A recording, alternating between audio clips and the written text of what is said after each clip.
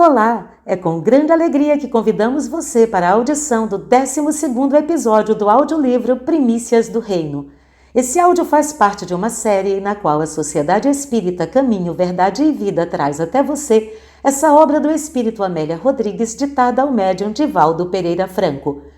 Lembramos que se você ainda não ouviu os áudios anteriores, vai lá que a gente te espera por aqui. Agora, se já ouviu, sugerimos que você se recolha naquele cantinho aconchegante e se permita envolver pela presença amorosa do Cristo, pois no episódio de hoje, Amélia Rodrigues narrará o momento em que Jesus, na condição de estrangeiro em terras da Samaria, rompe com preconceitos de gênero tão arraigados no povo judeu e se dirige a uma mulher que buscava água no poço de Jacó. Em nota, Amélia Rodrigues traz como referência deste capítulo a passagem do Evangelho de João, capítulo 4, versículos 1 a 42. Convidamos você a permanecer aqui conosco e desejamos uma boa audição. Primícias do Reino, capítulo 9, A Mulher da Samaria. A Samaria já não desfrutava as glórias do passado ao tempo do esplendor e da impiedade de Acabe e Jezabel. Destruída em 722 a.C. por Sargão II, irmão e sucessor de Salmanasar V, ali se instalaram os assírios e povos exilados de toda parte do império que se estabeleceram numa amálgama de raças e crenças generalizadas. Ao tempo de Esdras, como perdurasse a profunda cisão que tivera desfecho em 935 a.C., depois da morte de Salomão, um sacerdote de Sião desligado do templo erigira sobre o monte Garizim um santuário opulento para rivalizar com o de Jerusalém. Arrasada pelos macabeus comandados por João Hircano em 128 a.C., fora, no entanto, reedificada por Herodes, que a denominou Sebaste ou Augusta. Num desfiladeiro de quase 600 metros de altitude entre Ebal e Garizim, havia velha aldeia denominada Siquém, mais conhecida todavia por Sicar. Nota da autora espiritual: Siquém, dorso. A cidadezinha histórica conhecera patriarcas e juízes e vira Josué reunir o povo eleito para ali jurar fidelidade à aliança. Saindo de Jerusalém no dia anterior, demandando a Galiléia, Jesus abandonara a estrada real, cujo traçado levava de Jericó e Bataneia, seguindo o tranquilo curso do suave Jordão, para galgar as montanhas de Efraim, penetrando os limites da Samaria evitados pelos nascidos em Judá. A vereda áspera e cheia de pedregulhos coloria-se de súbito com loendros ondulantes que se alternavam com sicômoros desgalhados, por entre os quais, ao entardecer, ventos alísios refrescam o próprio Yahvé em seu jardim, como nos mostra a linguagem bíblica. As espigas douradas ondulavam ao vento morno da hora sexta, no imenso trigal esparramado pelo vale de Maquiné. Nota da autora espiritual, hora sexta, meio-dia. O pó acumulado ao longo da estrada serpenteante entre cortes abruptos, macio como um dossel, levantava leves nuvens ao sopro do ar que desce do espigão de montanhas abrasadas. Do cimo dos montes, via-se o mar de longe àquela hora, por entre colinas esguias. O solo anfractuoso coleia e se contorce entre as montanhas até aplainar-se no vale viridente. Nuvens brancas e esgarçadas deslizavam pela amplidão do céu azul. A jornada do mestre e seus discípulos fora longa, cerca de 50 quilômetros. A garganta ressequida, o corpo cansado e coberto de pó, pedem linfa cristalina e refrescante. Ao chegarem às cercanias da cidade, o rabi assentou-se junto ao tradicional poço de Jacó, nos terrenos que pertenceram a esse venerando ancião e foram legados ao seu filho José, onde ficara sepultado. Os discípulos subiram à cidade para a aquisição de víveres e frutas, enquanto Jesus aquietou-se em profundo cismar, perdido na paisagem colorida. Cântaro ao ombro, mergulhada em íntimas inquietações, uma mulher desce ao poço sob o sol requeimante e a pino. Surpreende-se com o estranho olhar que lhe dirige o forasteiro judeu que ali parece aguardá-la. Atira, porém, o vaso sobre a água e recolhe o precioso líquido na bilha que repousa sobre o paiol. Sente-se intranquila, como se algo estivesse para suceder-lhe. Emoções desconhecidas tumultuam-lhe o espírito. Quando se dispõe a tomar o vasilhame e retornar ao lar, ouve: "Dá-me de beber." Volta-se surpresa, dominada por estranhos e profundos ressentimentos. Como ousa aquele estrangeiro dirigir-lhe a palavra, atentando contra os costumes vigentes? Interroga mentalmente: que homem é este que se atreve a dirigir a palavra a uma mulher, sabendo-se que ninguém ousava fazê-lo na rua, mesmo que fosse a esposa, filha ou irmã?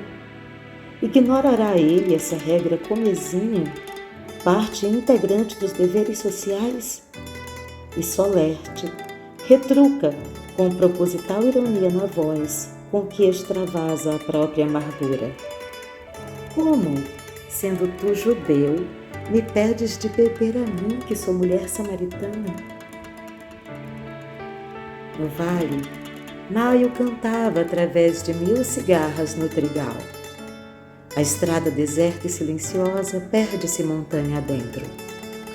Jesus conhece as dimensões que separam os dois povos, judeus e samaritanos. Não seria esta a única vez que ele provocaria escândalo, afrontando costumes odientos e convencionais. Tem uma mensagem a dar, mensagem de conciliação e consoladora. Para isso, deixara propositalmente a estrada do Jordão e subir as serras, programara aquele encontro desde antes. Aquela mulher, ele a escolhera para ser a condutora do seu aviso a Siquém. Responde-lhe então, sem aspereza nem revide, por conhecê-la talvez intimamente.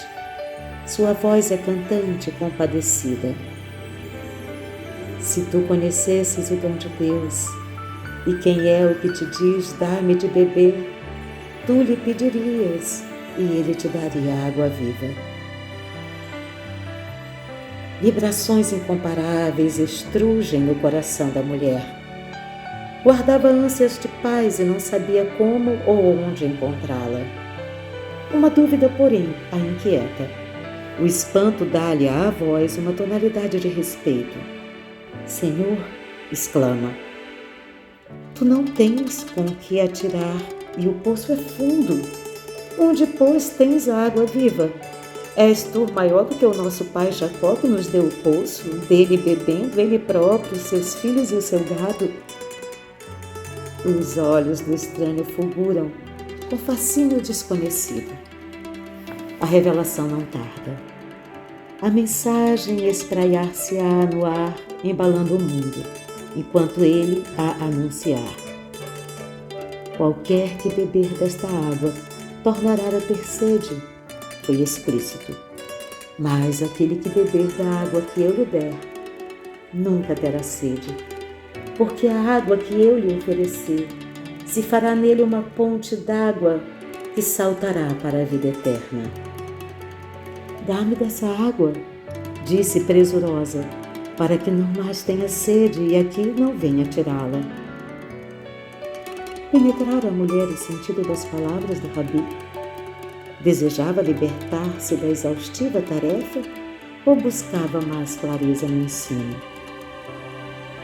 Os meigos olhos dele incendeiam-se e se fixam nos olhos dela, penetrando-lhe o recôndito do espírito. "Vai chamar o teu marido e vem cá", ordena-lhe com brandura e segurança. E ela se perturba. Era uma pecadora e ele o sabia, conjectura.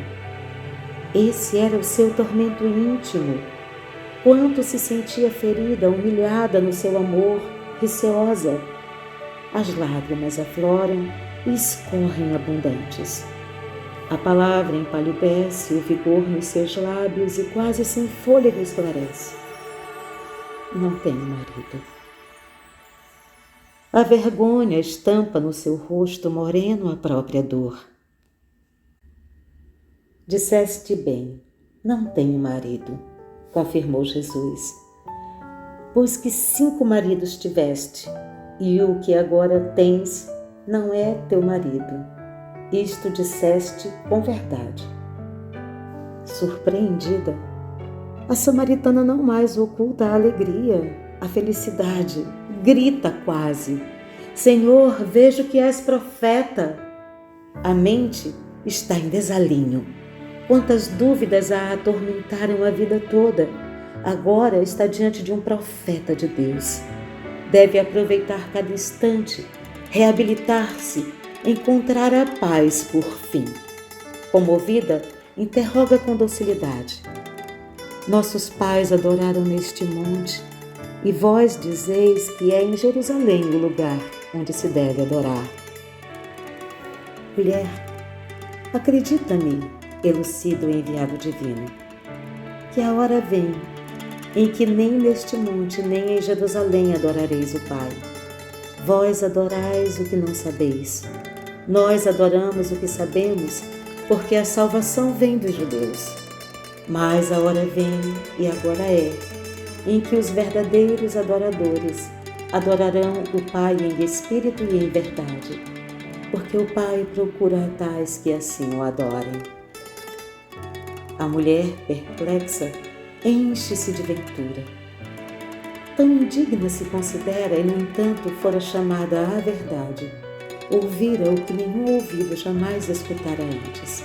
No vale, as espigas continuam a oscilar e os loendros cantam ao sopro do vento. O desconhecido olha em derredor e continua com música harmoniosa nas palavras. Deus é Espírito e importa que os que o adorem em espírito e em verdade. A humilde aguadeira terá compreendido a grandeza universal do ensino? Transfigurada pela revelação, deseja informar-se com segurança e indaga. Eu sei que o Messias, que se chama o Cristo, vem. Quando ele vier, nos anunciará tudo. A sinfonia imponente irrompe do coração do Mestre, e ante a natureza em silêncio e expectação ele conclui: Eu o sou, eu que falo contigo. Por isso digo que a salvação vem dos judeus. O suor escorre-lhe pelo rosto rubro e másculo. Já não há segredo. Despedaçam-se as comportas do mistério e a verdade esparze alegria e consolo. Não mais silêncios. A mulher está conquistada. O reino amplia fronteiras entre os desgarrados. Os discípulos retornam e maravilham-se de que estivesse falando com uma mulher, mas nada dissera. Tomando o cântaro, a samaritana demanda à cidade e aos gritos proclama: Vinde, vede um homem que me disse tudo quanto tenho feito. Porventura não é este o Cristo? Indagações explodem espontâneas em todos, admirados ante a natural declaração da informante. Em grupos compactos, os moradores de Sicar descem à fonte onde o rabi se demora com os discípulos que instam para que se alimente. Sem se perturbar com a multidão que o fita aturdida, explica aos companheiros de modo a fazer-se ouvir por todos. Uma comida tenho para comer que vós não conheceis. A minha comida é fazer a vontade daquele que me enviou e realizar a sua obra. Não dizeis vós que ainda há 4 meses até que venha a ceifa? Eis que eu vos digo, levantai os olhos e vede as terras que já estão brancas para a cega. O que ceifa recebe o galardão e ajunta fruto para a vida eterna, para que assim o que semeia como o que ceifa, ambos se regozijem. Porque nisto é verdadeiro o ditado, que um é o que semeia e outro o que ceifa. Eu vos enviei a ceifar onde não trabalhastes, outros trabalharam, e vós entrastes no seu trabalho. A terra se vestia de escarlate e as nuvens ficavam tintas com o ouro do entardecer que se avizinhava. A mensagem é um brado de despertamento aos aprendizes inseguros e displicentes. Ele semeia, o futuro colherá. Ali está a gleba humana referta de corações para a semeação da era nova. Fazia-se necessário estender a todos os prelúdios da paz numa antevisão do reino. Aqueles eram pastores, agricultores, pescadores, entendiam a linguagem, conheciam o tempo e as circunstâncias. Os louvores a Deus não mais se entoarão neste ou naquele recinto. Erigido um altar no coração, o agricultor exalta-o na várzea recamada de sementes germinadas. O artista, na obra rica de contornos, os sábios, no poema das estrelas, os rudes, no trato com os deveres humílimos. A luz vem do alto e alarga-se pela planície. Todos os ódios se apagam ante a mensagem nova. Rompem-se barreiras, aplainam-se abismos, quebram-se os elos da escravidão e a desídia não medra, e rompe a paz nos corações. Onde o homem se levanta para a vida, o Pai é adorado. Deus já não pertence a um povo, a uma casta, é imanente em tudo e todos e transcendente. Um só Deus e Pai de todos, o qual é sobre todos, por todos e em todos. Nota da autora espiritual, Efésios, capítulo 4, versículo 6. Não importa o agora da vida, no que diz respeito a fruir gozo. A abominação ao crime, à leviandade, à insensatez que a todos convida larga e facilmente em titânica batalha íntima pelo equilíbrio. A perseverança no formidando esforço de preservação do bem. A renúncia ao eu enfermiço e ambicioso são as primícias da felicidade. Aquele que se doe à causa. O galardão é a paz consigo mesmo e a inefável ventura depois além das sombras. Por 2 dias ele ficou na Samaria a pregar, a curar, espalhando a certeza da vida além da vida. E todos diziam a Fotina: já não é pelo teu dito que nós cremos, porque nós mesmos o temos ouvido e sabemos que este é verdadeiramente o Cristo, o Salvador do mundo. O céu diáfano diluía-se com os salpicos de flóculos de nuvens, quando depois ele e os discípulos seguiram a Galiléia. Pela afeição com que se ligou a Jesus, primitivos cristãos que se alentaram na sua coragem de proclamar as imperfeições, denominaram a samaritana a iluminadora, que a tradição oral acatou e conservou até os nossos dias.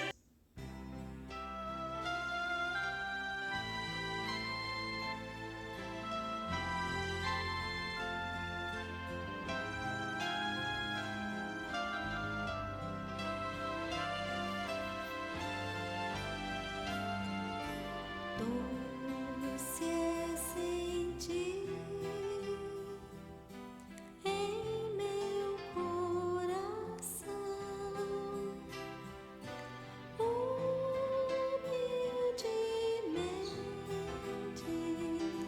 vai nascendo amor. Doce é saber estou sozinho, sou